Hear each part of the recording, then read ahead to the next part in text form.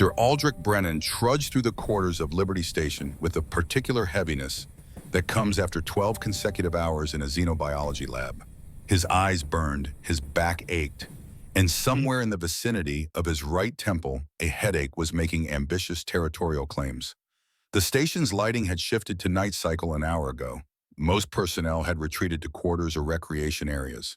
The corridors stretched empty and quiet, their curved walls reflecting the soft amber glow of evening illumination. Aldrich's footsteps echoed against metal floors, a rhythmic soundtrack to his exhaustion. He'd made 3 breakthrough observations today on Centauri genetic markers, documented cellular behavior that would require months of analysis to fully understand. The kind of work that consumed him, fulfilled him, justified his presence on this station, floating in the black between Earth and everywhere else. The kind of work that had been his entire life for longer than he cared to calculate. Aldrich reached his quarters and fumbled for the door access panel.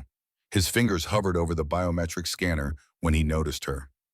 A woman stood beside his door, Velrani unmistakably with the elongated proportions and distinctive features that marked her species. She carried herself with the careful stillness of someone who had learned that presence alone could command attention. Her clothing suggested rank diplomatic protocol. Her posture suggested she'd been waiting a while. Aldrich's tired brain struggled to process this anomaly. In 15 years on Liberty Station, no one waited outside his quarters. No one visited unannounced. No one interrupted the careful solitude he'd constructed around his life. The woman turned as he approached. Her large eyes, adapted for lower light than humans preferred, caught the corridor's ambient glow. Her ears, elegant and expressive in ways human features could never match, tilted slightly forward. Attention. Focus. Purpose. Dr. Brennan, she said, her translator, converting formal Velrani address to human standard. I am Counselor Thera Kalani. May I speak with you? Aldrich blinked. His exhausted mind cataloged facts. High-ranking diplomat. Velrani, at his door, late evening. This made no sense in any configuration he could construct. Counselor, he managed. Yes, of course. Is this about the cultural exchange program I submitted my consultation report last week? If there's an issue with this is personal.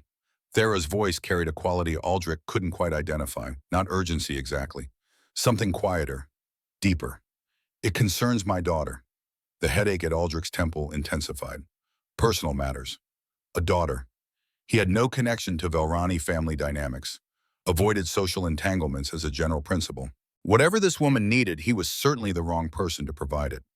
I'm not sure how I can help, he said carefully. Thera's ears tilted in what Aldrich had learned in his 15 years among various species was uncertainty or distress. The careful control in her posture cracked slightly, just at the edges. She's been asking for you, Thera said quietly. For 3 days now. She calls for the kind man and Dr. Brennan and won't be comforted by anyone else. She's growing more distressed, and She paused. The crack in her composure widened. I don't know why she needs you specifically, but I trust my child's instinct. Please, will you come? Aldrich should have asked more questions, should have demanded explanation for this strange request that disrupted his evening, his routine, his carefully ordered existence. Should have politely declined and retreated into his quarters where things made sense and followed predictable patterns. But something in Thera's expression stopped him. The careful control overlaying genuine maternal concern. The way her ears kept tilting back with worry despite her attempt at diplomatic composure. The quiet desperation in her request. Of course, he heard himself say. Let me just... He gestured at his lab coat still contaminated with the day's biological samples. Let me change into something less likely to introduce foreign proteins into your home. I'll be 2 minutes. Thera's entire posture shifted. Relief flooded through her careful control, like water breaking through a dam. Thank you. Thank you, de Brennan. 3 minutes later, they were traversing the station's upper residential section. The area reserved for diplomatic personnel and visiting dignitaries. Quarters Aldrich rarely visited, occupied by people who moved in circles far removed from his laboratory existence. Thera walked with purposeful grace, but Aldrich noticed the tension in her shoulders. The way her ears kept tilting back, worry wearing at the edges of her control. Your daughter, Aldrich ventured, filling the silence. What's her name? Lyra. Thera glanced at him, those large eyes searching his face for something he couldn't identify. She's 7 in your years, 6 in ours. She paused at an intersection as if gathering courage. Do you remember meeting her? Aldrich tried to search his memory. He interacted with many people in his work. Station personnel, research subjects, visiting scientists. Children weren't uncommon on Liberty Station. Families posted here for years at a time. But he couldn't recall any specific encounter with a Vilrani child that would warrant this late-night summons. I'm sorry, he admitted. I meet a lot of people. Can you tell me more about when this happened? Thera resumed walking, her voice taking on the careful neutrality of someone reciting facts to maintain emotional distance. 3 months ago, there was an emergency. A cargo bay depressurization alarm. She says you found her when she was separated from me, that you stayed with her until I could reach you both. The memory clicked into place. Suddenly, vividly, the alarm blaring through the station with that particular pitch that meant real danger, not drill. People running for emergency shelters following protocol, drilled into every station resident. And a small Varani child pressed into a corner near the science wing crying with the kind of terror that only comes from being lost and alone during chaos. I remember, Aldrich said quietly, the memory sharp now cutting through his exhaustion. She was terrified. I couldn't just leave her there. Thera stopped walking, turned to face him with an intensity that made Aldrich take an involuntary step back. You stayed with her during an emergency, she said, each word precise and weighted. When you should have been seeking your own safety, when everyone else was running toward shelter. You prioritized her well-being over your own survival instinct. Aldrich felt uncomfortable under her scrutiny. She was a scared child. Of course I stayed. He said it like it was obvious. Because it was. The child had been perhaps 5 years old by human reckoning, crying in a corner, while alarms screamed and adults ran past without stopping. What kind of person walked away from that? I told her she was brave. Aldrich continued, the memory fully formed now. That I'd stay with her until her family found her. And I kept that promise. You arrived maybe 10 minutes later. I made sure you had here safely before continuing to the shelter. The memory included Thera too, now that he focused on it, running toward them against the flow of evacuating personnel, reaching for her daughter with visible relief. Aldrich had placed the child in her mother's arms, assured Thera that everyone was safe despite the alarms, then left to reach the shelter before the emergency doors sealed. You handed her to me, Thera said, her voice carrying an emotion Aldrich still couldn't identify. Assured me everyone was safe, and then left before I could thank you properly. Her ears were doing something complex, tilted forward with what might be awe or disbelief. I searched for you afterward, she continued, but I only had kind human scientists to work with, and the station has hundreds of researchers. It seemed, she paused, it seemed impossible to find one person among so many without more information. Aldrich tried to process this. She'd been searching for 3 months for him to say thank you. It seemed like a small thing, and at the time, he said honestly, just basic decency in a frightening situation. To you, perhaps. Thera resumed walking, but her posture had shifted to something almost reverent. To my daughter, Dr. Brennan, what you did creates what we call the Guardian's Mark. She led him through a doorway that opened into elegant private quarters. Aldrich barely registered the space. Lower lighting than humans preferred. Furniture designed for Velrani proportions. Walls decorated with geometric art he'd learned represented family lineage. His attention fixed on the small figure in the center of the living area. A Velrani child sat surrounded by drawing materials, paper scattered across the floor in organized chaos. Her long ears drooped with obvious distress. She was creating something with intense focus, the kind of concentration children employ when trying to solve problems too large for their understanding. The moment Lyra saw Aldrich, everything changed. Her ears shot forward, her eyes large and expressive in ways that transcended species, widened with recognition and relief. And then she was running toward him with the uninhibited joy of a child who'd been waiting for something essential. You came back, she cried, her small arms wrapping around Aldrich's legs with surprising strength. Mama said you would, but I was scared you forgot me. Aldrich knelt automatically, some instinct he didn't know he possessed bringing him to her level. The full force of her emotional relief washed over him like a physical thing. Tears streaked her face. Her small hands gripped his shirt like he might disappear. "I didn't forget you, Lyra," he said, surprised by the gentleness in his own voice. "I've been here the whole time. I just didn't know you needed me." "I needed you lots," she said, the words tumbling out. "I was flat and scared, and nobody understood why, except Mama, and she tried to explain, but words don't help when you feel sad inside."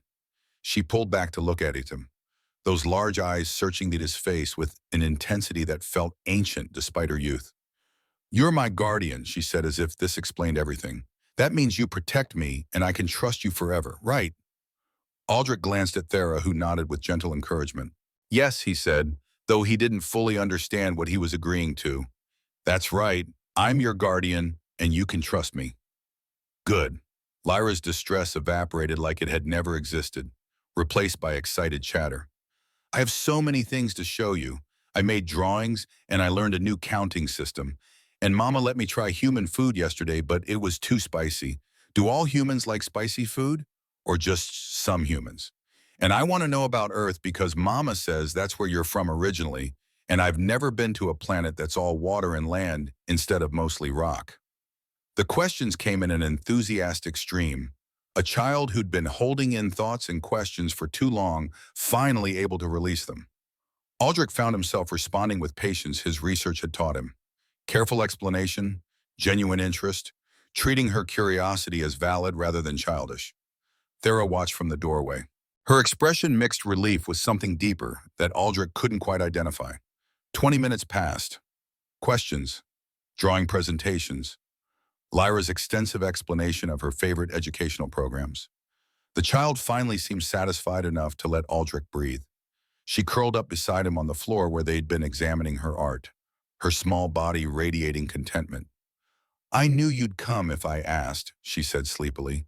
"Guardians always come when you need them. That's what the stories say." "That's right," Aldrich agreed, though he was still learning what being a guardian actually meant. Lyra's eyes drooped, the emotional exhaustion of 3 days' distress catching up now that her guardian was present. Within minutes, she was asleep, still holding on to Aldrich's hand with surprising grip strength for someone so small. Thera approached quietly. Her eyes held a brightness that suggested suppressed tears. "Thank you," she said, voice barely above a whisper. "I haven't seen her this calm in days." "She's a remarkable child," Aldrich said, meaning it. "She is." Thera gestured toward a sitting area away from the sleeping child. "We should talk about what this means, about the guardian's mark and what it implies for all of us." Aldrich carefully extracted his hand from Lyra's grip. She murmured but didn't wake. He followed Thera to the adjacent room, his mind racing with questions he wasn't sure how to ask. Thera settled into a chair designed for her proportions. Aldrich took the human-adapted seat across from her, feeling distinctly out of his depth. "The guardian's mark." Thera began, her voice taking on the quality of someone explaining something both fundamental and profound. "It's recognized across Vilrani society as a sacred bond. It forms when someone protects a child at cost to themselves, especially in life-threatening situations. That person becomes recognized as the child's guardian." She leaned forward slightly. "Not legally, not like adoption, but culturally significant, deeply significant. It gives you certain rights and responsibilities in Lyra's life." Aldrich tried to process this. "I didn't choose this, I just helped a scared child." "The choice was in the helping," Thera said. "You chose to stay when you could have sought your own safety. That choice created the bond." Her ears tilted in what Aldrich was learning to read as earnest emotion. "De Brennan, Aldrich, I don't resent this bond. I'm grateful for it. You saved my daughter when I couldn't reach her. You stayed with her during her terror. That's not a small thing. That's everything a parent hopes someone will do for their child if they cannot." Aldrich felt something shift in his chest, a weight settling, or perhaps lifting. He couldn't quite tell. "You mentioned rights," he said. "What rights?" "To be involved in her life if you choose," Thera explained, "to attend her important events, to provide guidance, to be called upon if she needs help, and I'm unavailable. You have standing to speak on matters concerning her well-being, though final authority remains with me that as her parent." She met his eyes directly. But these are rights you can exercise or decline. The bond exists regardless. Your level of involvement is your choice and responsibilities. To honor her trust, to protect her if she's in danger and you're able, to not betray the bond by harming her or abandoning her callously. Thera's expression softened. But you've already demonstrated you're capable of these things. I'm not worried you'll fail her. Aldrich looked through the doorway at Lyra sleeping peacefully. Her small form completely relaxed in ways Thera said she hadn't been for days. He thought about how her face had lit up when she saw him, how her distress had vanished the moment her guardian arrived, how she trusted him immediately and completely. I've never thought much about having family, he admitted. I've been focused on my research, my career. Haven't made space for much else. Family isn't always planned, Thera said gently. Sometimes it finds you when you are not looking. Lyra found you.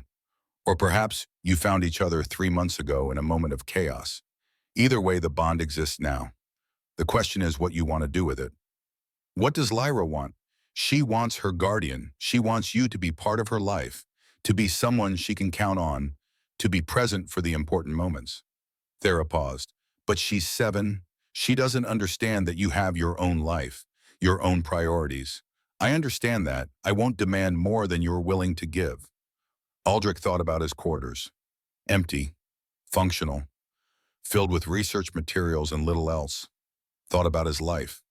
Productive, meaningful in the academic sense, but isolated in ways he'd convinced himself were necessary for focus. Thought about a small Varani child who'd called for him for 3 days, who trusted him completely, who'd recognized something in him that he hadn't known he possessed. I'd like to be involved, he said, surprising himself with the certainty in his voice. I don't know what that looks like practically. I've never been a guardian before, but I want to try. Thera's expression transformed into something between relief and joy. Then we'll figure it out together. You, me, and Lyra, a family by circumstance and choice. Family, Aldrich tested the word. I like that. From the other room came a small, sleepy voice. Is my guardian staying? Yes, little one, Thera called back. He's staying. Good night, came the satisfied response. Can he stay forever? Thera looked at Aldrich with a question in her eyes. Aldrich thought about forever, about watching this child grow, about being someone she could count on, about building something he'd never planned but couldn't imagine refusing. Yeah, he called back to Lyra. I can stay. The silence that followed felt significant, as if something fundamental had shifted in the architecture of Aldrich's carefully constructed life. He should have felt afraid, trapped, uncertain about this commitment he'd just made. Instead, he felt something he hadn't experienced in years, something warm and unfamiliar and entirely unexpected. He felt needed. Later, after ensuring Lyra was deeply asleep, a Vorani physician arrived to check on the child's health. Thera had called her earlier concerned about Lyra's deteriorating condition over the past 3 days. The physician was elderly with the kind of quiet competence that comes from decades of practice. She examined Lyra with gentle efficiency, occasionally glancing at Aldrich with undisguised curiosity. Remarkable improvement, she said, finally making notes on her medical tablet. Heart rate normalized. Stress hormones declining, sleep patterns healthy. Whatever you did, counselor, it worked. Dr. Brennan came, Thera said simply. Her guardian. The physician's ears tilted forward with interest. Ah, that explains it. She turned to Aldrich. You understand what's happened here, Dr. Brennan? The guardian's mark isn't merely cultural tradition. It has physiological components we're still studying. Aldrich leaned forward. The scientist in him immediately engaged. Physiological how? Emotional resonance, the physician explained. In some cases, particularly strong bonds create a measurable neurological connection. The guardian can sense the child's emotional state, and the child, in turn, can sense the guardian's. She gestured at Lyra sleeping peacefully. When she was calling for you, she wasn't just remembering you fondly. She was experiencing your absence as a form of distress.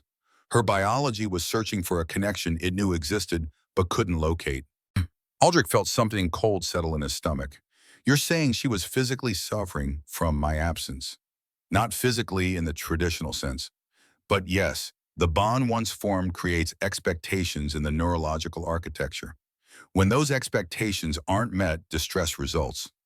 The physician's expression softened. Don't be alarmed. Now that connection is reestablished, she'll be fine. Better than fine? The bond, when properly maintained, provides significant psychological benefits.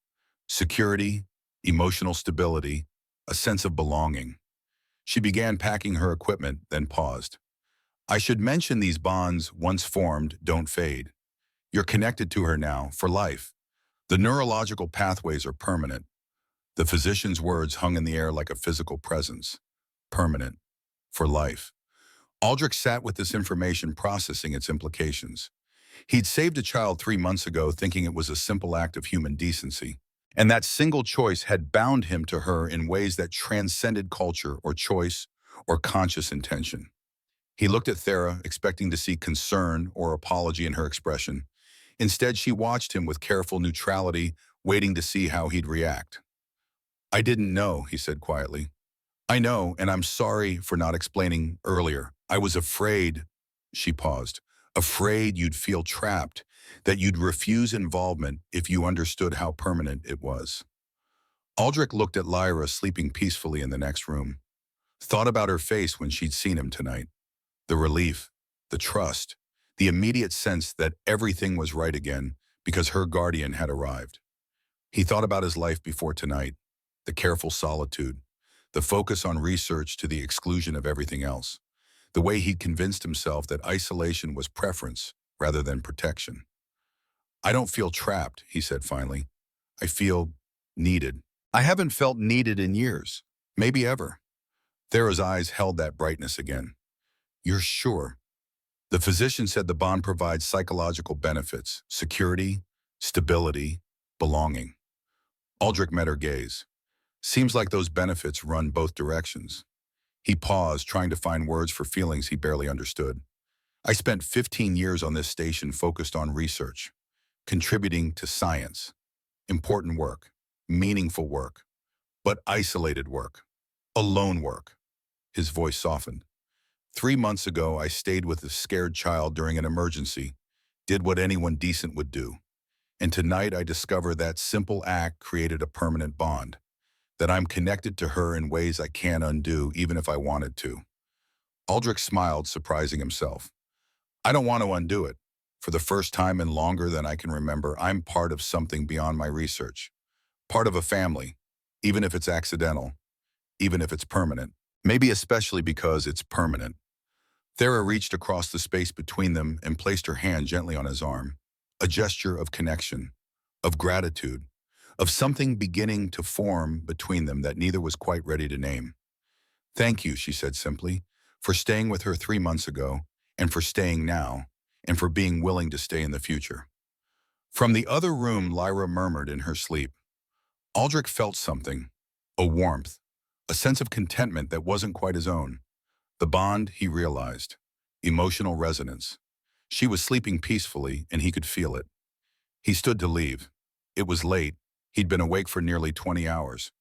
Tomorrow would bring a full day of research demands. But somehow exhaustion felt different now. Less empty, less isolating. At the door, he turned back to Thera. You'll let me know what I should do as her guardian? I don't know the protocols, the expectations. And there are no protocols, Thera said gently. Just be present. Be someone she can count on. Be the person who stayed when everyone else ran. She smiled. You already know how to be her guardian. You've been doing it since the moment you chose to stay. Aldrich walked back to his quarters through corridors that felt different than they had an hour ago. The same curved walls, the same amber lighting, the same metal floors echoing his footsteps. But everything had changed. He entered his quarters and looked around with new eyes. The research materials scattered across every surface. The data tablets stacked beside his sleeping area. The carefully organized isolation of a life built around work and nothing else. Tomorrow he'd need to make space. For visits with Lyra. For learning about Varani culture. For being part of a family that had found him in the chaos of an emergency 3 months ago. He lay down exhausted but somehow unable to sleep. His mind kept returning to Lyra's face, the trust in her eyes, the relief when her guardian arrived, the way she'd called him back. Aldrich closed his eyes, felt something warm and peaceful at the edge of his consciousness. The bond. Lyra sleeping contentedly, secure in the knowledge that her guardian was real, present, permanent. He smiled in the darkness. 15 years he'd been alone on Liberty Station, content, focused, building a career that mattered in the grand scheme of scientific progress. And in one evening, everything shifted. He had a daughter now, chosen by circumstance, bound by neurology, kept by love, family in the truest sense. And the strangest part, the part that should have terrified him, but instead filled him with something he was only beginning to recognize as hope, was this: he was grateful. Grateful for the emergency 3 months ago, grateful for the scared child crying in a corner, grateful for whatever instinct made him stay when everyone else ran. Grateful for the guardian's mark that bound him to a 7-year-old girl who'd recognized something in him he'd forgotten he possessed. The capacity to protect, to care, to belong. Tomorrow would bring questions, complications, the challenge of integrating this new responsibility into his carefully structured life. But tonight, in the quiet darkness of his quarters, Aldrich Brennan allowed himself to feel something he hadn't felt in years. He allowed himself to feel found. 6 weeks changed everything. Aldrich Brennan had spent 15 years on Liberty Station perfecting the art of solitude. His schedule ran with the precision of experimental protocol: morning lab work, afternoon data analysis, evening documentation, sleep, repeat, a life measured in research milestones and publication deadlines. Now his calendar included entries that would have baffled the person he'd been 2 months ago. Tuesday, 1700 hours. Visit Lyra. Review Earth geography homework. Thursday, 1800 hours. Dinner with Thera and Lyra. Bring data on oceanic ecosystems. Saturday, 1400 hours. Lyra's science presentation. Attend. His colleagues noticed. How could they not? Dr. Aldrich Brennan, who routinely worked until midnight, now left the lab at 5 o'clock. Dr. Brennan, who'd declined every social invitation for a decade now, had somewhere to be. Someone waiting. "Everything all right, Aldrich?" his research partner asked one afternoon, watching him pack up his workspace with unusual efficiency. "You're leaving early again." "Family obligations." Aldrich said, the words still strange in his mouth, but growing more familiar each time he spoke them.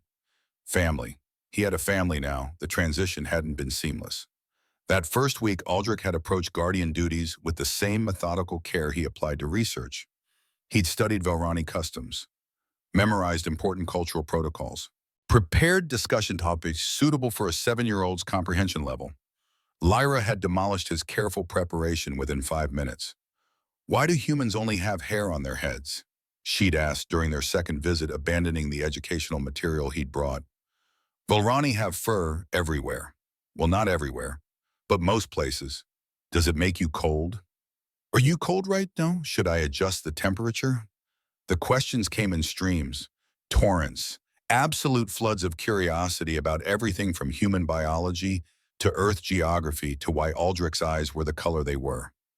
"Brown," she'd said, studying his face with scientific intensity, "like the soil in the agricultural sections, but darker, richer, like the deep soil where the best things grow." Thera had smiled from across the room. "She's been reading about Earth ecosystems." "I can tell," Aldrich had said, charmed despite himself. Now, 6 weeks into this unexpected chapter of his life, he found himself anticipating those visits, looking forward to Lyra's questions, planning answers that would satisfy her brilliant, endlessly curious mind. She reminded him why he'd become a scientist in the first place. That fundamental wonder at how things worked, the joy of discovery, the thrill of understanding something new. Lyra approached the universe with that same wonder, and somehow being her guardian meant rediscovering it through her eyes. "Tell me about oceans again," she said one evening, curled beside him on the floor of Thera's quarters. "The really deep parts, where no light reaches." Aldrich described the abyssal zones, bioluminescent creatures creating their own illumination, pressures that would crush human bodies, ecosystems thriving in conditions that seemed impossible for life. Lyra's eyes went wide. "Life finds a way even in the dark places." "Yes," Aldrich said softly, "even in the dark places."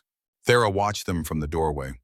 Aldrich had grown accustomed to finding her there during his visits, observing, not interfering but present, making sure Lyra was happy, making sure Aldrich was comfortable, making sure this strange new family was working.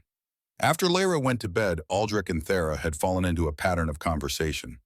Quiet discussions in her sitting area while Lyra slept peacefully in the next room.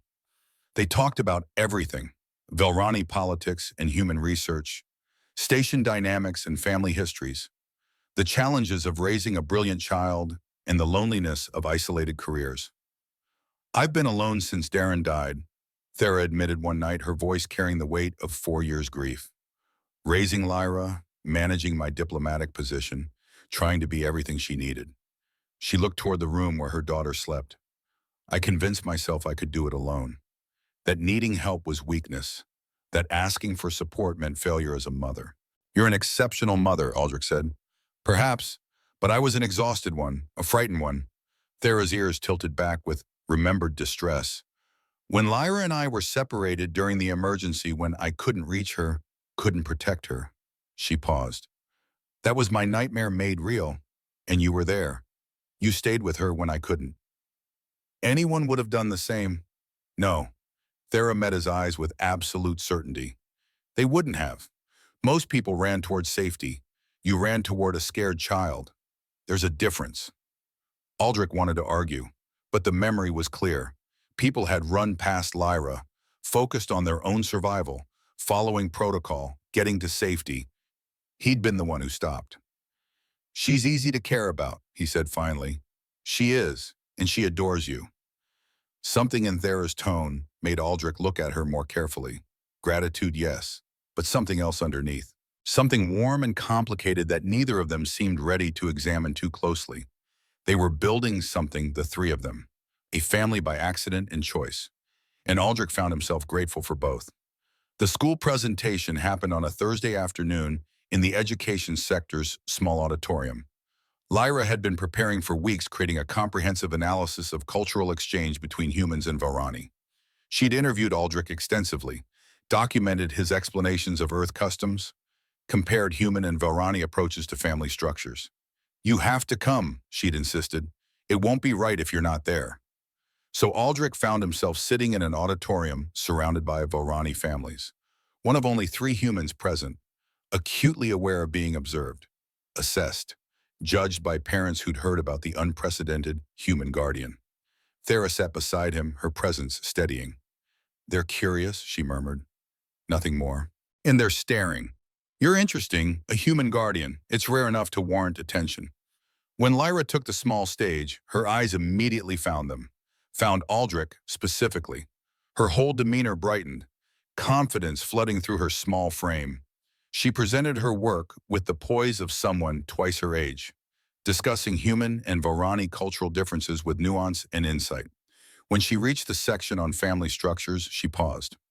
"Families aren't always biological," she said, her young voice carrying clearly through the auditorium. "Sometimes they're chosen. Sometimes they're formed in moments of crisis. Sometimes a stranger becomes family because they chose to stay when they could have run." She pointed directly at Aldrich. "That's my mama, and that's my guardian. They help me with my research. They're my family." The whispers started immediately, parents leaning toward each other. Conversations in rapid Velrani that Aldrich's translator couldn't quite capture. But the tone was clear. Curiosity, skepticism, questions. After the presentation, several families approached, their questions polite but pointed. How had the bond formed? Was Aldrich prepared for long-term responsibilities? Did he truly understand Velrani guardian traditions? Lyra stayed close to him throughout, her small hand periodically grabbing his to ensure he wasn't going to disappear. One particularly formal Velrani elder spent several minutes studying Aldrich with undisguised assessment. "You're young for a guardian," the elder said finally. "I'm 45, Aldrich replied. "As I said, young." The elder's ears tilted in what might have been amusement. "Guardian bonds typically form with older individuals, those who've lived enough to understand the weight of the commitment." "I understand the weight. Do you?" The elder leaned closer. "A guardian bond is permanent, Dr. Brennan. Lyra will need you through her entire childhood, through adolescence, through young adulthood, through every significant moment of her life. Are you prepared for that? Aldrich felt Lyra's hand tighten on his, felt something through the bond that was becoming familiar. Her anxiety, her fear that this elder might convince him to leave. Yes, he said, his voice firm. I'm prepared. The elder studied him a moment longer, then nodded. We shall see. Walking back to Thera's quarters afterward, Lyra was uncharacteristically quiet. You did beautifully, Aldrich told her. Your presentation was exceptional. The elder didn't think you should be my guardian, Lyra said softly. Thera started to protest, but Aldrich knelt to Lyra's level. The elder asked if I understood the commitment, if I was prepared for how long and how seriously you'd need me. Lyra's large eyes searched his face. I told him yes, and I meant it. Some people will question our bond, Lyra. They'll wonder if a human can truly understand Velrani traditions. If I'm suitable, if this is appropriate. He took her small hands in his. But their questions don't change the truth. I'm your guardian. You're my responsibility and my privilege. And I'm not going anywhere. Lyra hugged him with the full-body enthusiasm of a child who'd been given exactly what she needed to hear. I knew you'd say that, she whispered. I could feel it. Through the bump, you weren't scared of his questions. No, Aldrich agreed. I wasn't scared. But 3 days later, the opposition emerged with teeth. Aldrich was in his lab analyzing cellular samples when his communication panel chimed. An official summons, Counselor Thera Kalani requested his immediate presence in conference room 7. The formality of the message triggered warning bells. Thera never summoned him officially. She sent personal messages. Casual invitations, not formal requests through station channels. He found conference room 7 occupied by 3 Velrani. Thera stood near the viewport, her posture rigidly controlled. An elderly Velrani male sat at the head of the conference table with the bearing of someone accustomed to authority. A younger Velrani stood behind him, clearly an aide or assistant. Dr. Brennan, the elderly Velrani said, I am Council Member Vorath. Thank you for coming. Aldrich recognized the name. Senior leadership in the Velrani Diplomatic Corps. Thera had mentioned him occasionally, always with careful neutrality that suggested complicated history. Council Member, Aldrich acknowledged. How can I help you? This concerns your association with Counselor Kalani's daughter. Association? Not bond, not guardian relationship. Association. Aldrich felt something cold settle in his chest. I'm Lyra's guardian, he said carefully. The bond is recognized under Velrani tradition. Tradition, Vorath repeated. Yes, let's discuss tradition, Dr. Brennan. Guardian bonds are sacred in our culture, formed through selfless protection, maintained through deep cultural understanding and commitment to Velrani values. His ears tilted forward with pointed emphasis. You're human. You cannot possibly understand the nuances of our traditions, the responsibilities of the guardian role within our society, the cultural weight of the bond you claim. I don't claim the bond, Aldrich said, working to keep his voice level. The bond exists. It formed when I stayed with Lyra during the emergency, when I chose her safety over my own. A choice made in ignorance of its consequences. A choice made because a child was terrified and alone. Vorath stood his height, giving him a physical advantage he clearly intended to use. The Council has concerns, Dr. Brennan, legitimate concerns about a human assuming a role of such cultural significance. We've decided to convene a formal evaluation of this bond's validity. Thera stepped forward, her control cracking. That's unprecedented. Guardian bonds are sacred. They're not subject to Council review. Unprecedented bonds warrant unprecedented scrutiny, Vorath said coldly. The evaluation will occur in 2 weeks. Dr. Brennan will be expected to demonstrate his understanding of guardian responsibilities, his knowledge of Velrani culture, and his commitment to maintaining the bond according to our traditions. He turned back to Aldrich. If the Council deems the bond invalid, you will be required to withdraw from Lyra's life completely. No contact, no involvement, no standing whatsoever. The room felt suddenly airless. You can't do that, Aldrich said, though he had no idea if that was true. We must. The integrity of our most sacred traditions demands it. Vorath moved toward the door, his aide following. 2 weeks, Dr. Brennan. I suggest you prepare thoroughly. After they left, Thera sank into a chair, her careful control finally shattering. I'm sorry, she said. I should have anticipated this. Should have known Vorath would find a way to... Why, Aldrich interrupted. Why does he care about Lyra's guardian bond? Thera was quiet for a long moment. Because he's been trying to destroy me politically for years. And now he's found a way to hurt me through my daughter. She looked up, her eyes bright with suppressed emotion. My late husband, Darren. The equipment malfunction that killed him 4 years ago. That's the official story. Aldrich felt ice spread through his veins. And the unofficial story, murder, Thera said quietly.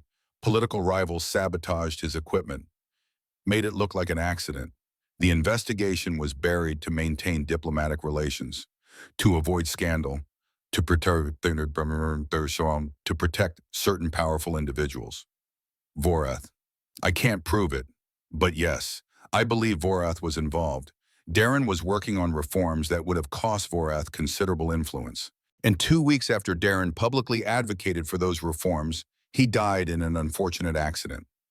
She stood, moved to the viewport, stared out at the stars. I've been fighting Vorath ever since. Quietly, carefully, trying to advance Darren's work while protecting Lyra. Trying to survive in a political environment where one wrong step could cost me everything.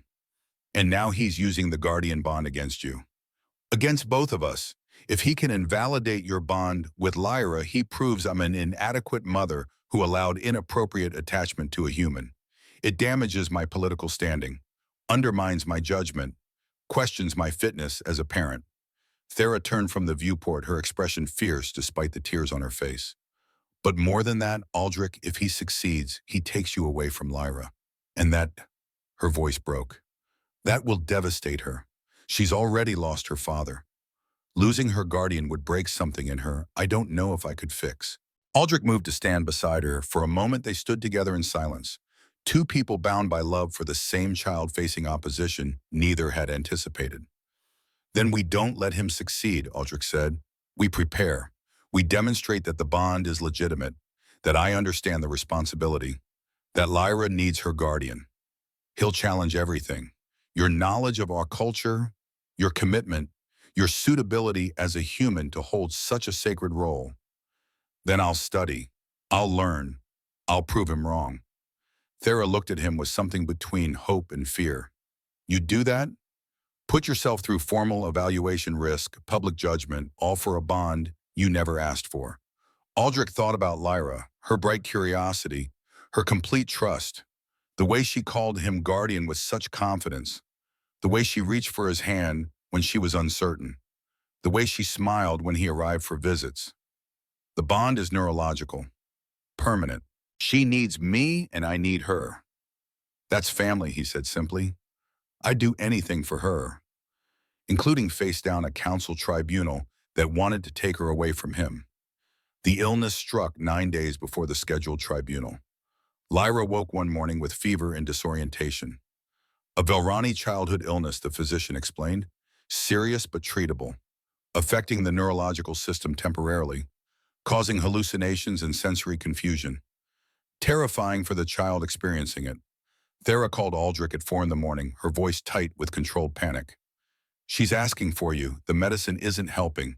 She keeps calling for her guardian. Aldrich was at their quarters within 10 minutes. He found Lyra in her sleeping area, small body trembling with fever. She was crying, reaching for things that weren't there, calling out in distress. The moment she saw Aldrich, something shifted. Guardian, she whispered. You came. I was lost in the dark, and you came. He sat beside her, gathering her small frame against him. I'm here, Lyra. You're safe. I'm not going anywhere.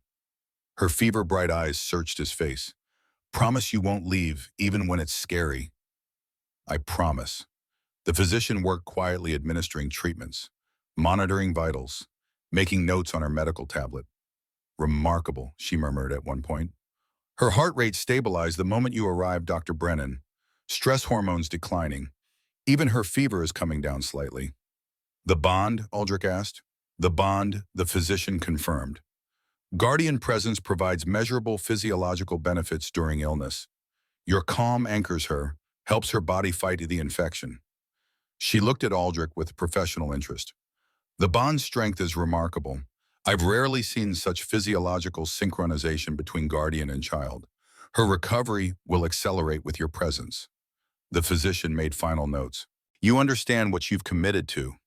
This bond will shape both your lives, her milestones, her challenges, her triumphs. You'll feel them all. Aldrich looked at Lyra, sleeping more peacefully now against his chest. I know, he said quietly.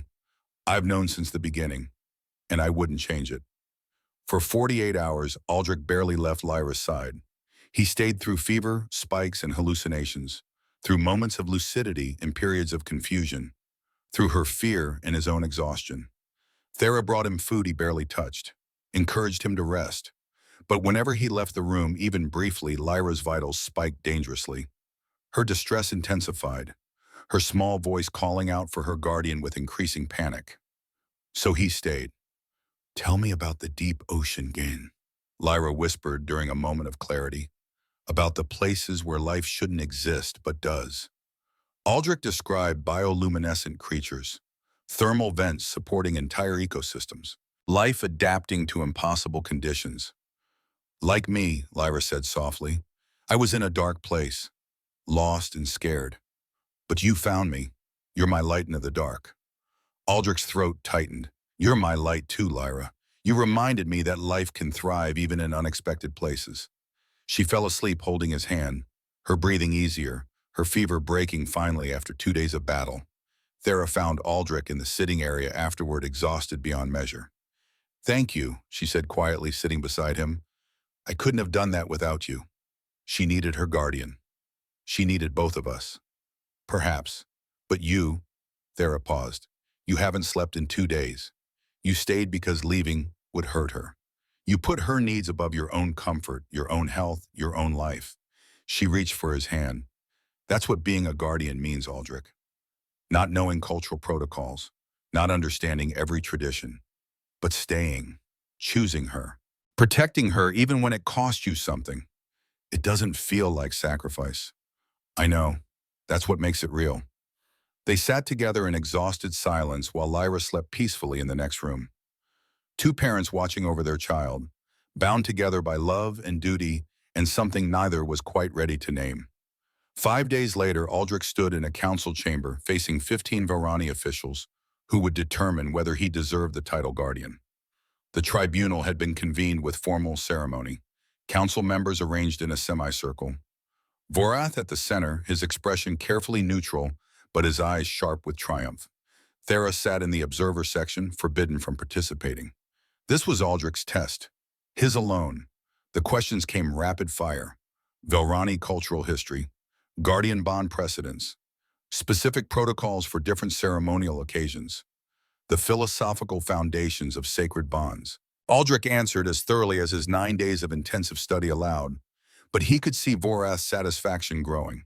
These were questions designed to expose gaps, to prove that a human, no matter how dedicated, couldn't possibly understand Vorani tradition deeply enough. Tell me, Dr. Brennan, Vorath said after an hour of interrogation, what is the fundamental purpose of the guardian bond in Velrani society? Aldrich had read 17 treatises on this exact question, memorized arguments from various philosophical perspectives, understood the cultural nuances. But standing in that chamber facing potential separation from Lyra, academic knowledge felt insufficient. The fundamental purpose, he said slowly, is to ensure that children have protection beyond their biological parents, to create a network of care, to guarantee that no child faces danger alone. A textbook answer, Vorath said dismissively. But do you truly understand it? Can you explain the 7 sacred responsibilities of a guardian in practical application? Aldrich began listing them, explaining each with examples from his experience with Lyra. But before he could finish, a council scientist stood, data tablet in hand. Dr. Brennan, your research focuses on cross-species genetic adaptation, correct? Aldrich nodded and uncertain where this was leading. Yes, specifically extremophile adaptation and genetic markers that allow survival in hostile environments. I've reviewed your recent publications. The scientist's ears tilted forward with unmistakable interest. Your work on Centauri genetic markers, the cellular behavior you documented. Do you understand the implications? I'm documenting adaptive mechanisms.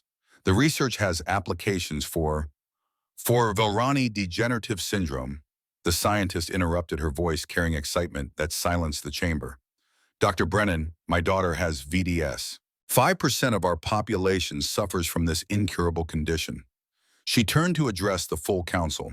His research on genetic adaptation could lead to treatment, possibly cure. He's not just Lyra's guardian. He's potentially valuable to our entire species. Vorath's expression darkened. Several council members leaned forward with renewed interest. How long until clinical applications? One asked. Aldrich felt the weight of unexpected attention. Years, maybe decades. The research is early stage. I couldn't promise, but the potential exists, the scientist insisted, and you're pursuing this research. I am. It's my life's work. The chamber buzzed with quiet conversation. Aldrich saw Vorath's opposition faltering. It was one thing to challenge a human guardian, another entirely to challenge a researcher who might save thousands of Vilrani lives. The scientist sat down satisfied, but the interruption had shifted the atmosphere. Council members who'd been skeptical now looked at Aldrich with cautious respect. Before Vorath could regain control of the proceedings, the chamber doors opened. Lyra stood in the entrance, small and determined and breaking every protocol by interrupting a council proceeding. Lyra, Thera said sharply, standing. You can't be here. I have to be here, Lyra said, her young voice carrying clearly. This is about my guardian. I should be allowed to speak. The council members looked at each other. Children rarely testified at formal proceedings. It was unusual, potentially inappropriate. But the elder who'd questioned Aldrich at the school presentation leaned forward with interest. The bond affects the child most directly, she said. Perhaps we should hear from her. Vorath looked displeased but couldn't object without appearing unreasonable. Lyra walked to the center of the chamber with remarkable composure. She looked at the council members, then at Aldrich, then back to the council. You asked if my guardian understands the sacred responsibilities, she said. I can tell you he does, not because he memorized them from books, but because he lives them. She began counting on her small fingers. Protect in danger. He stayed with me during the emergency when everyone else ran. Provide guidance. He answers every question I have about anything. Attend important moments. He came to my school presentation even though it made him uncomfortable. Honor the bond. He visits me every week even when he's tired from work. Maintain connection. Even when I was sick and scary, he stayed for 2 whole days. Her voice wavered slightly. You want to know if a human can understand Vilrani traditions? My guardian understands the only tradition that matters. Staying, choosing, protecting, loving. She looked directly at Vorath. My papa died when I was 3. I barely remember him. But I remember being lost during the emergency. Remember being so scared I couldn't breathe. And I remember the human who stopped, who knelt down, who promised he'd stay until Mama found me. Lyra's eyes shone with unshed tears. He kept that promise then, and he's kept it every day since. That's what makes him my guardian. Not cultural knowledge, not protocols. The fact that he chose me, that he keeps choosing me. The chamber fell silent. Then the doors opened again. A young human woman entered, moving with the careful confidence of someone interrupting something important but necessary. I apologize for the intrusion, she said. My name is Rowena Falconer. I believe my testimony is relevant to these proceedings. Aldrich stared. He didn't know this woman, had never seen her before. Vorath leaned forward with irritation. This is highly irregular. Who are you, and why should the council hear from you? Rowena looked at Aldrich. Dr. Brennan won't remember me. I was 5 years old when we met. 12 years ago during a different emergency on this station. I was lost, separated from my father, terrified. She moved closer to the council. A scientist found me. He was running toward the emergency shelters like everyone else. But he stopped, pointed me in the right direction, made sure I understood where to go, and then, she paused. Then he went back, into danger, to look for other children who might be lost. Aldrich felt memory stirring, vague and distant, an emergency years ago, a small human child crying in a corridor. I was the second child he saved that day. Rowena continued. I'm the first. Lyra was the first. He found me, directed me to safety, then went back to find a Varani child he'd seen crying earlier. She turned to face Aldrich directly. You saved 2 children that day, Dr. Brennan, and you don't even remember me because to you it wasn't about recognition or gratitude or forming sacred bonds. It was about making sure scared children weren't alone in the dark. Rowena addressed the council again. You're questioning whether a human can understand guardian responsibilities. Dr. Brennan has been living them for 12 years. Before he knew what a guardian bond was, before he understood Velrani culture. He's been protecting children because that's who he is. The silence that followed felt immense. Vorath opened his mouth to object, but the elder who'd supported Lyra's testimony raised a hand. I believe we've heard enough. The council will deliberate. They deliberated for 20 minutes. Aldrich stood in the center of the chamber while Varani officials discussed his fate. In rapid conversation, his translator couldn't quite follow. Lyra had moved to stand beside him. Her small hand found his. Through the bond, he felt her anxiety, her fear, her desperate hope. Finally, the council members returned to their seats. The elder spoke. The guardian bond is sacred to our people. It represents our highest ideals. Protection of the vulnerable, selfless commitment, choosing duty over comfort. She looked at Aldrich. We question whether a human could understand these principles, whether cultural difference precluded genuine bond formation, whether your commitment was sufficient. She glanced at Lyra, then at Rowena, then back to Aldrich. But the evidence is clear. You have demonstrated guardian principles not through academic knowledge, but through consistent action. You stayed when others ran. You protected multiple children across years. You prioritized Lyra's well-being over your own comfort. Your career demands your personal needs. She paused, then added, and your research may benefit our entire species. That speaks to character that transcends cultural boundaries. The elder stood. The council votes 13-2 to uphold the validity of the guardian bond between Dr. Aldrich Brennan and Lyra Kalani. The bond is recognized as sacred and permanent under our traditions. Relief flooded through Aldrich with physical force. Lyra's hand tightened on his. Through the bond, he felt her joy. Vorath stood abruptly, his expression dark. This is a mistake. Time will prove the human incapable. The council has voted, the elder said firmly. The matter is settled. As they left the chamber, Lyra walked between Aldrich and Thera, holding both their hands. Rowena followed, having waited to speak with them. Thank you, Aldrich said to her. I genuinely don't remember that day clearly, but thank you for testifying. Rowena smiled. You saved my life when I was 5. The least I could do was save your bond when you needed it. She glanced at Lyra. Take care of him. He's one of the good ones. I know, Lyra said with complete confidence. He's my guardian. Later that evening, after Lyra had gone to bed, still chattering excitedly about their tribunal victory, Aldrich and Thera sat in the observation area of her quarters. We won, Thera said softly.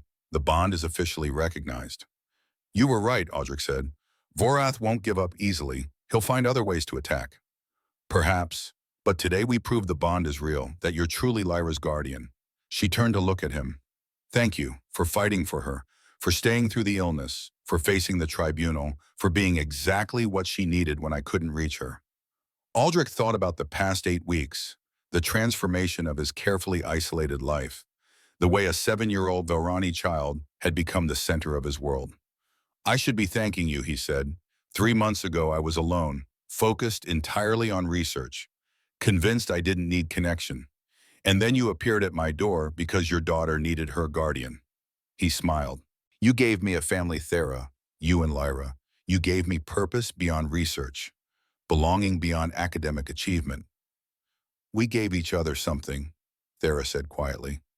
I was drowning, raising Lyra alone, fighting political battles with no support, terrified every day that I'd fail her. She reached for his hand, and then her guardian appeared. And suddenly, I wasn't alone anymore. They sat together in comfortable silence, watching stars drift past the viewport. 2 people bound by love for the same child, building something neither had planned, but both desperately needed. In the next room, Lyra slept peacefully, secure in the knowledge that her guardian was real, recognized, permanent. And Aldrich Brennan, who'd spent 15 years alone, allowed himself to feel something he'd almost forgotten was possible. He felt complete. The tribunal victory should have brought peace, should have settled things. Instead, 2 months later, Aldrich's life balanced on the edge of upheaval. The Guardian bond was recognized, Vorath's challenge defeated, but new challenges were forming, ones that would test not just the bond, but the family itself. Aldrich's life had settled into a rhythm he'd never anticipated but couldn't imagine abandoning.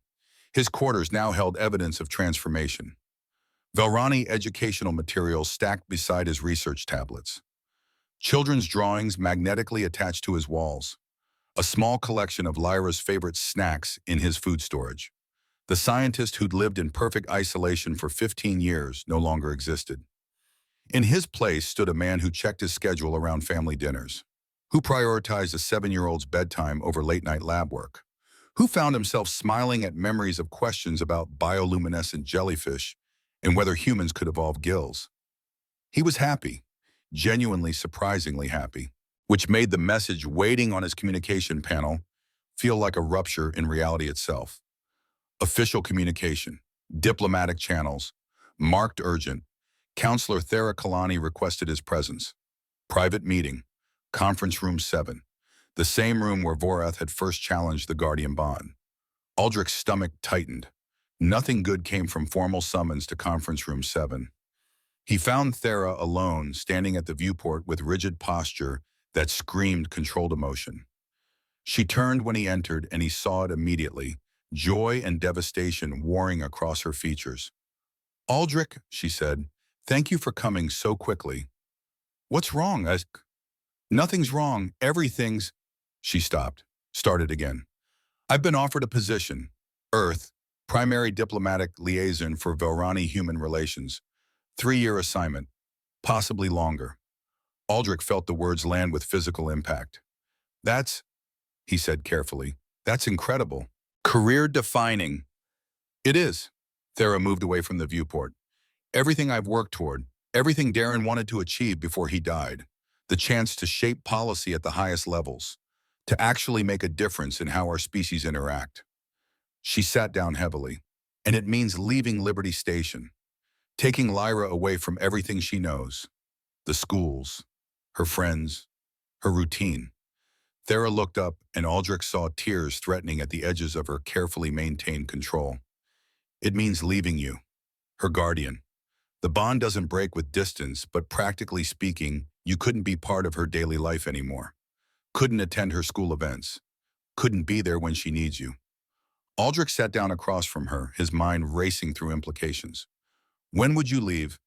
8 weeks, enough time to transition my current responsibilities. Pack up our lives here. Prepare Lyra for the move. 8 weeks, 2 months.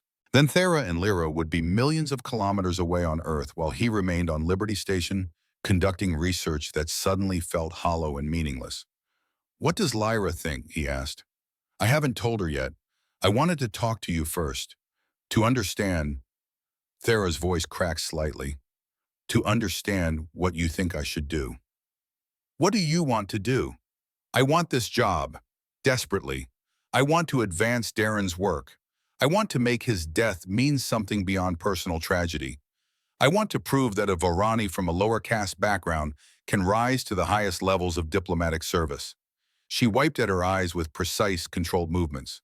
"But I also want my daughter to be happy, to have her guardian present, to not lose another important person in her life after losing her father." Aldrich felt the weight of her question. What she was really asking, beneath the words, permission, guidance. Some way to reconcile wants that seemed fundamentally incompatible. "The bond doesn't break," he said slowly. "The physician was clear about that. Lyra and I will always be connected. Distance won't change the neurological reality, but it changes everything else. You couldn't be her guardian in any practical sense. Couldn't protect her. Couldn't attend important moments. Couldn't be there when she's scared or sick or needs the person who stayed with her in the dark." Thera stood paced to the viewport again. "I keep thinking about the emergency, about how terrified I was when I couldn't reach her. And you were there, you stayed. You gave her exactly what she needed when I couldn't." She turned back to face him. What happens the next time she needs her guardian and he's millions of kilometers away? Aldrich had no answer, because she was right. The bond might be permanent, but presence mattered. Being there mattered. And Earth was very, very far from Liberty Station. You should take the position, he said finally. This is your career, your life's work. You can't sacrifice that. Even if it means Lyra loses daily access to her guardian. Even then, because she'll understand eventually, when she's older, that her mother made choices that mattered beyond just one family. Thera looked at him with something between gratitude and grief. Thank you for understanding, for not making this harder than it already is. She moved toward the door, then paused. I'll tell her tonight. Prepare her for the transition. Give her time to adjust to the idea. After she left, Aldrich sat alone in conference room 7, staring at the viewport without seeing the stars beyond. 8 weeks. Then the family he'd accidentally found would be gone. Lyra's questions, Thera's quiet companionship, the sense of belonging that had transformed his entire existence. Gone. He told himself it was fine. He'd survived 15 years of isolation before. He could survive, again, return to his research, his careful routines, his life of productive solitude. The lie tasted bitter even in his own thoughts. The message arrived 3 days later. Official communication. Not from Thera, from the Titan Research Consortium. Aldrich opened it with hands that wanted to shake. Director of Xenobiological Research. Titan Station. 5-year contract. Unprecedented funding. State-of-the-art facilities. The opportunity to lead groundbreaking work on extremophile adaptation in low-gravity environments. Everything he'd worked toward for 20 years. The pinnacle of his field. Recognition that most researchers only dreamed about. His mentor's message followed within the hour. Aldrich, congratulations. This is it. The position you've earned. Don't even think about refusing. This is your future, your legacy, everything we've worked for. Aldrich stared at the offer, read it 3 times, absorbed the magnitude of what was being handed to him. Director, Titan, 5 years, no families allowed. Deep space research protocols required complete isolation, no distractions, no divided attention, just pure focused scientific advancement. The position he would have killed for 2 years ago.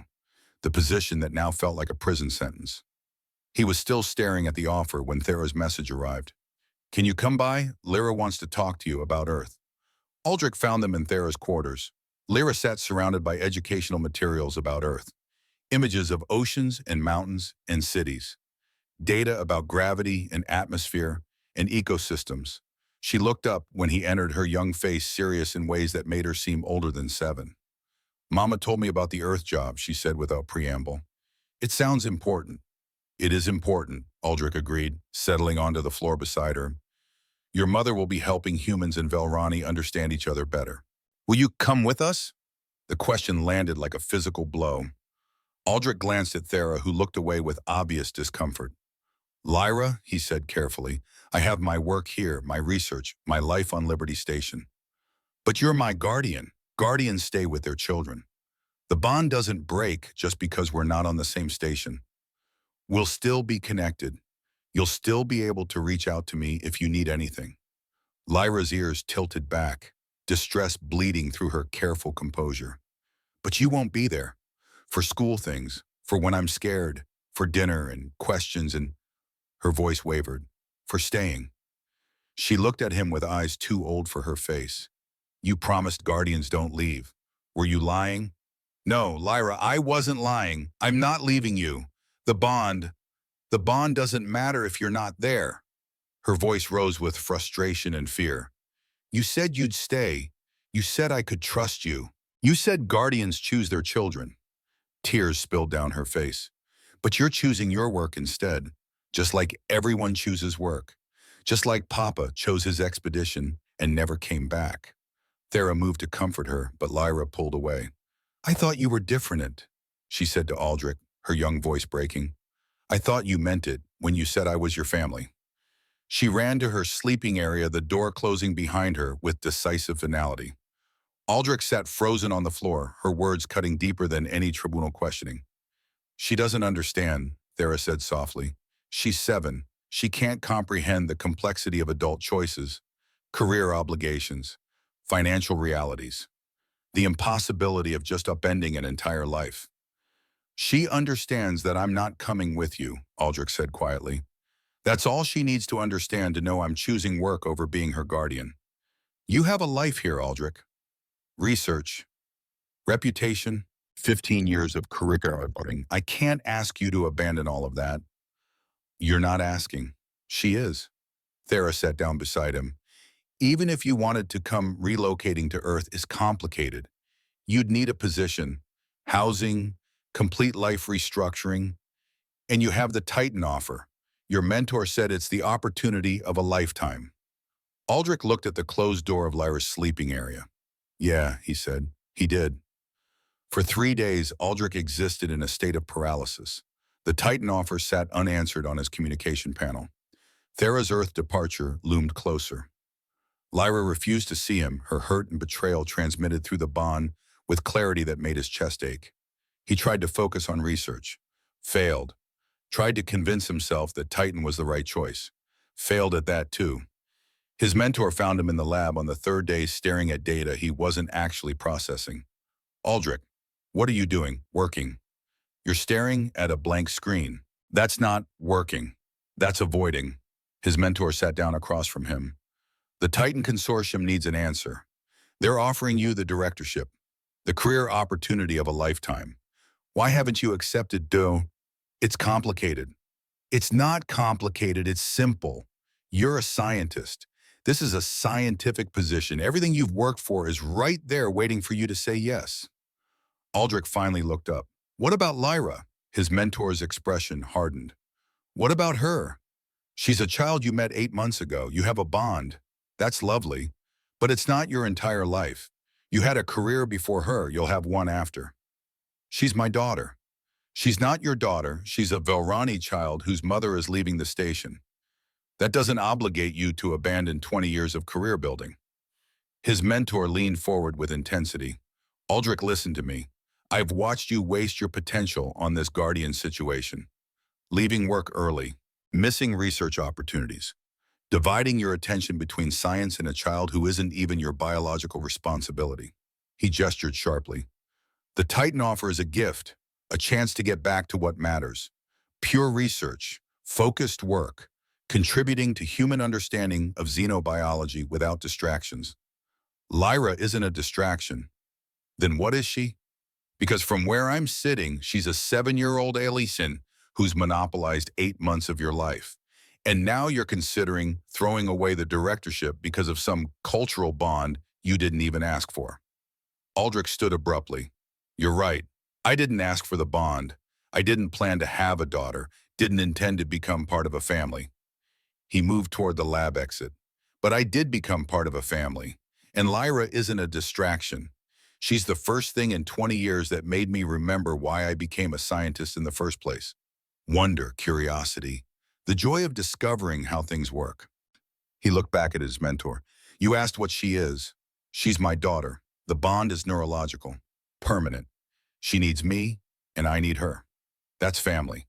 And I'm not throwing away the directorship for her. I'm choosing her over it. There's a difference. You'll regret this. Maybe, but I'd regret the alternative more. Aldrich left the lab, left his mentor staring after him with incomprehension, left behind the version of himself who would have chosen Titan without hesitation. He went directly to Thera's quarters, found her packing carefully, organizing their lives into cargo containers. I need to talk to Lyra, he said without preamble. Thera straightened. Aldrich, she's still upset. Maybe give her more time. I need to talk to her now. Something in his voice made Thera step aside. Aldrich found Lyra in her sleeping area surrounded by drawings she'd been making.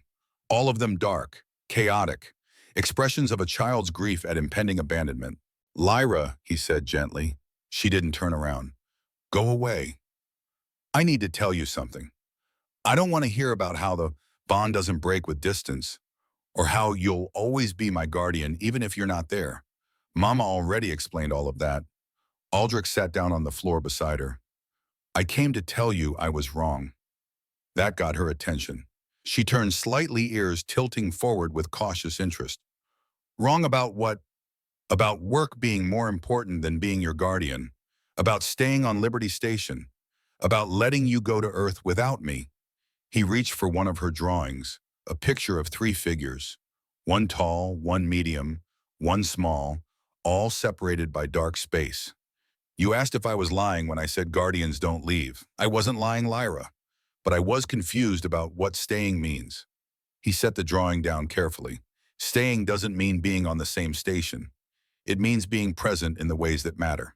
And I can't be present for you from millions of kilometers away. Can't answer your questions in person. Can't be there when you're scared. Can't keep the promise I made 8 months ago. Lyra's eyes widened.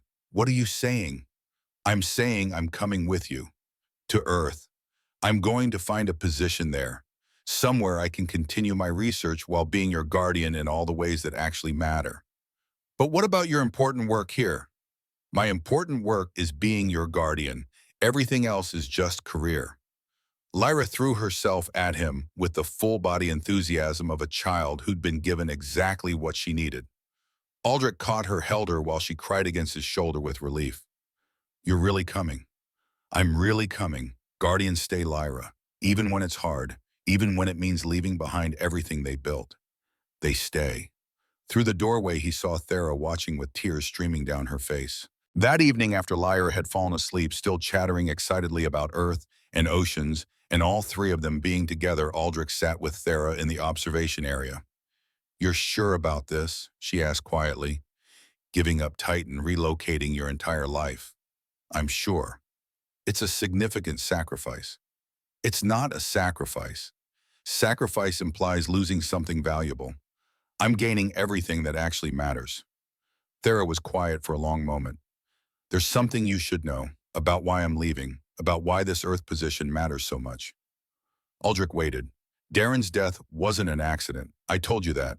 What I didn't tell you is that I've been building a case, quietly, carefully, collecting evidence of political corruption, of the people responsible for his murder. She turned to face him. The Earth position gives me access, authority, the ability to actually pursue justice without Vorath blocking every move. It's not just career advancement, Aldrich.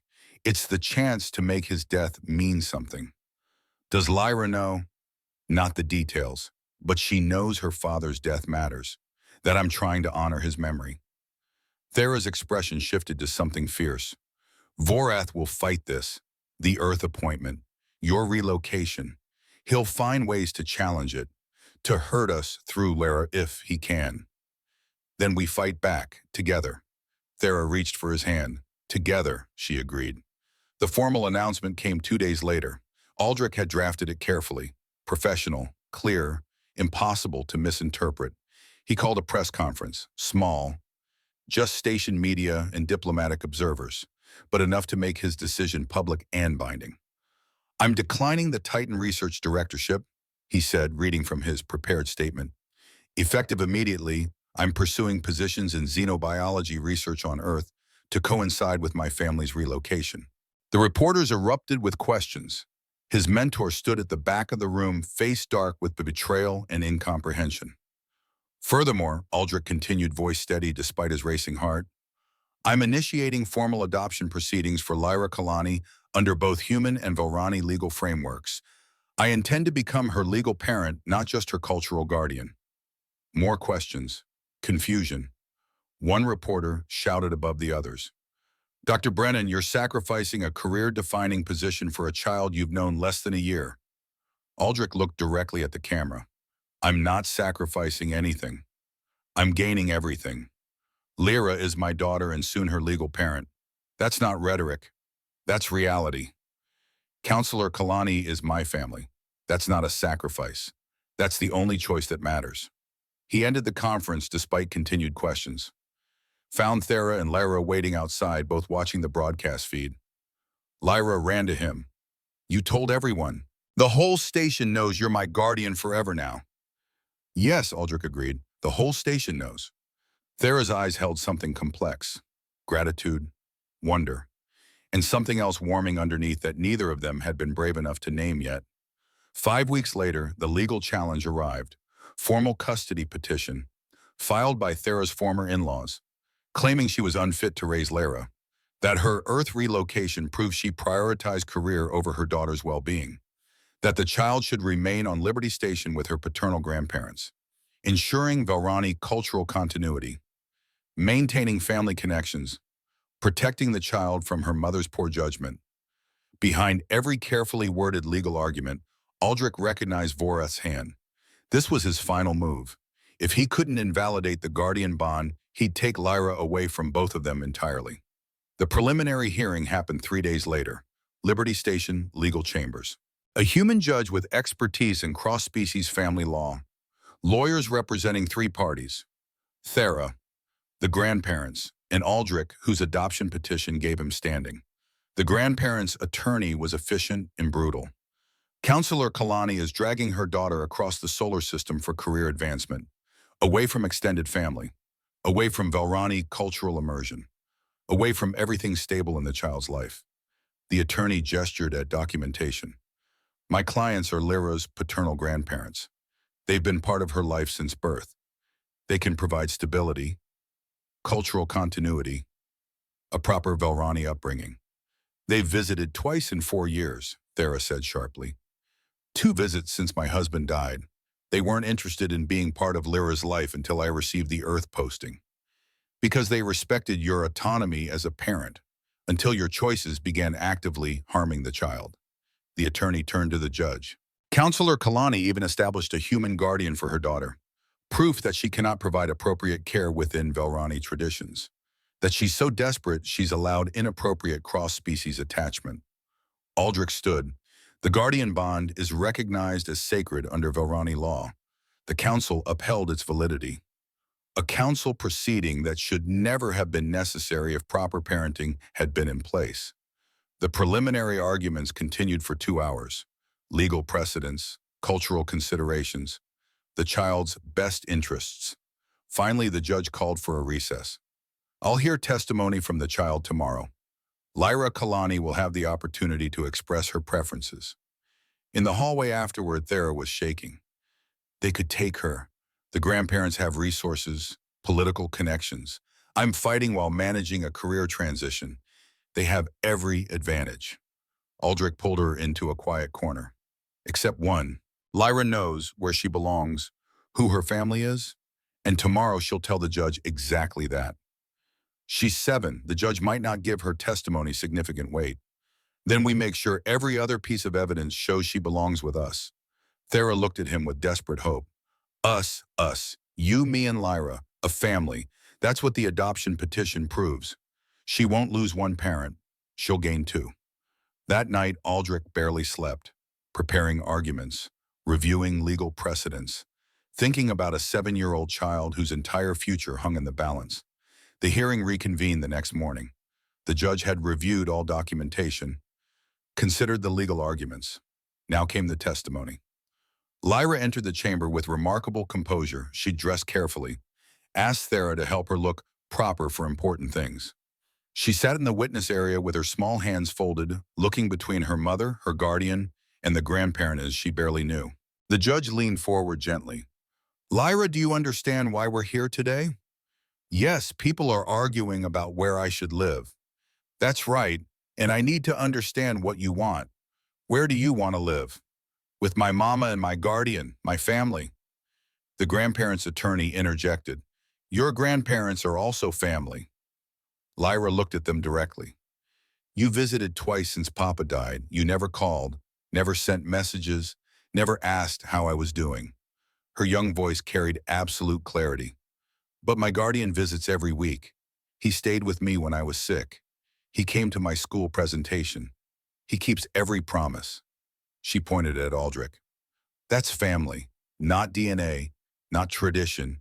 People who stay, people who choose you, people who keep showing up even when it's hard. The judge made notes.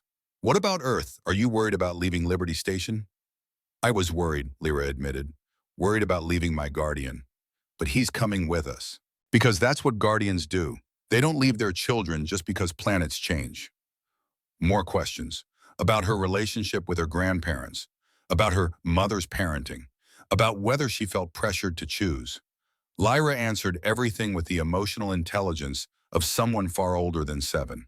Finally, the judge nodded. Thank you, Lyra. You can step down.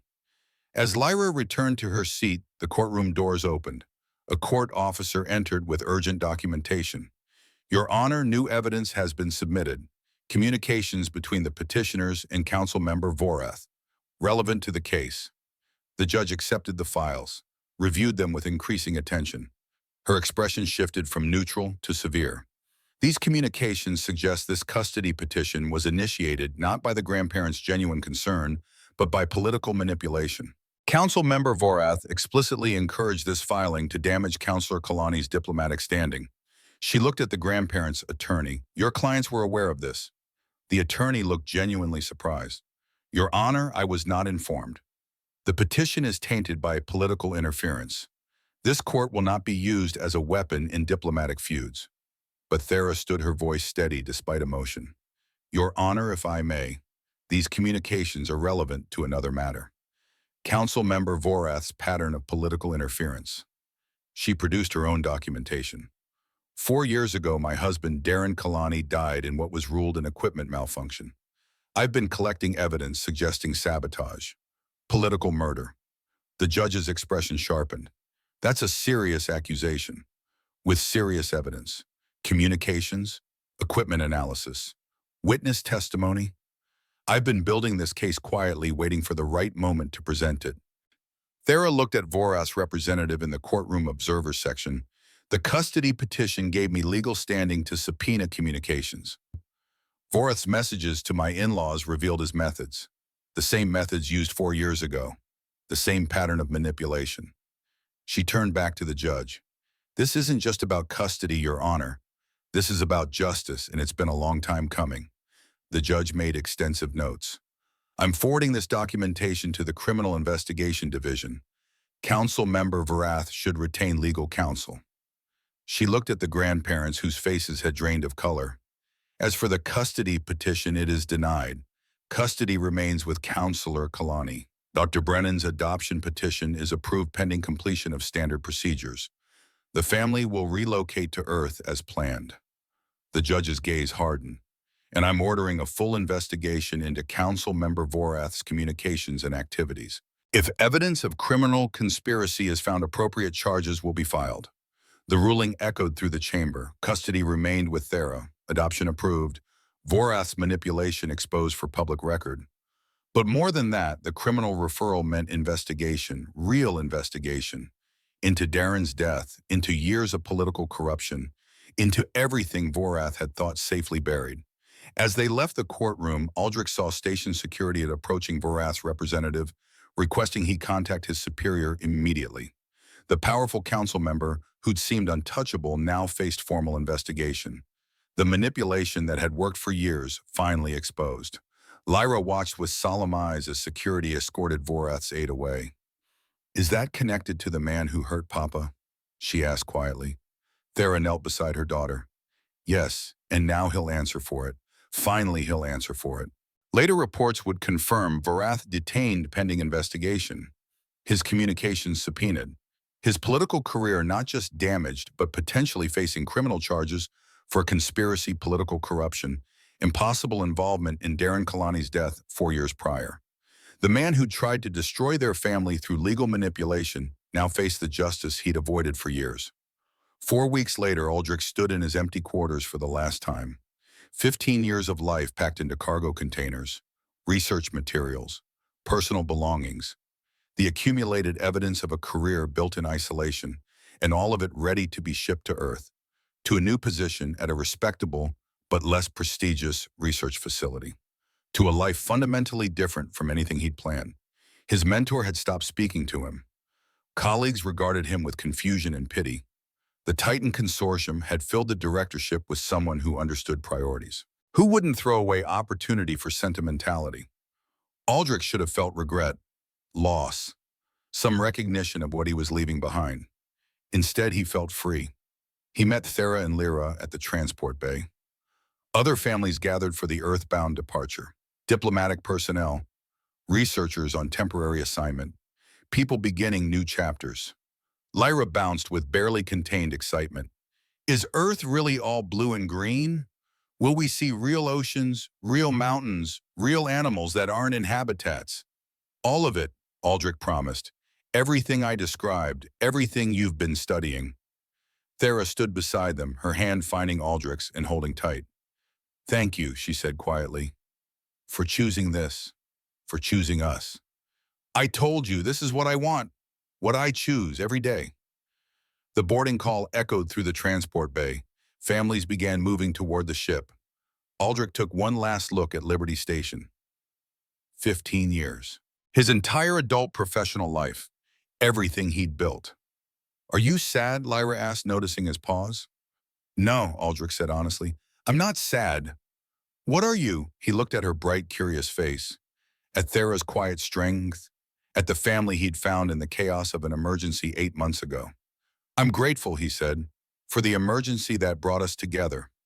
For your mother finding me. For becoming your guardian. He knelt to Lyra's level. 8 months ago, I helped a scared child during an emergency. I thought it was nothing. A small kindness in a moment of chaos.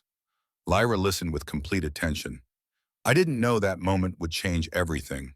That the scared child would become my daughter. That her mother would become... He glanced at Thera, who smiled through gathering tears. Would become my family. You're everything, Lyra supplied helpfully. My everything. Aldrich agreed. They boarded the transport together, found their assigned quarters, settled in for the journey to Earth. As the ship departed Liberty Station, Lyra pressed against the viewport, watching the station shrink into the distance. Thera stood behind her, one hand on their daughter's shoulder. Aldrich joined them, completing their small family unit. New beginning, Thera said softly. New beginning, Aldrich agreed. Lyra turned from the viewport, looked at both of them with eyes too wise for 7 years. It's not really new, though. We've been a family since the emergency. Since my guardian stayed in the dark with me. Since Mama found him again. Since he chose us over everything else. She reached for both their hands. This is just our family being together in a new place. That's not new beginning. That's continuing. Out of the mouths of children, Aldrich thought. You're right, he said. We're continuing together. The transport accelerated toward Earth, toward Thera's new diplomatic posting, toward Aldrich's research position, toward whatever challenges and triumphs awaited them. But more than any of that, toward home, because home wasn't Liberty Station, wasn't Earth, wasn't any specific location in the vast darkness between stars.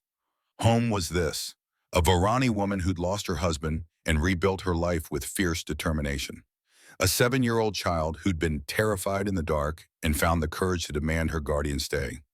A human scientist who'd thought isolation was preference until family found him in the chaos of an emergency.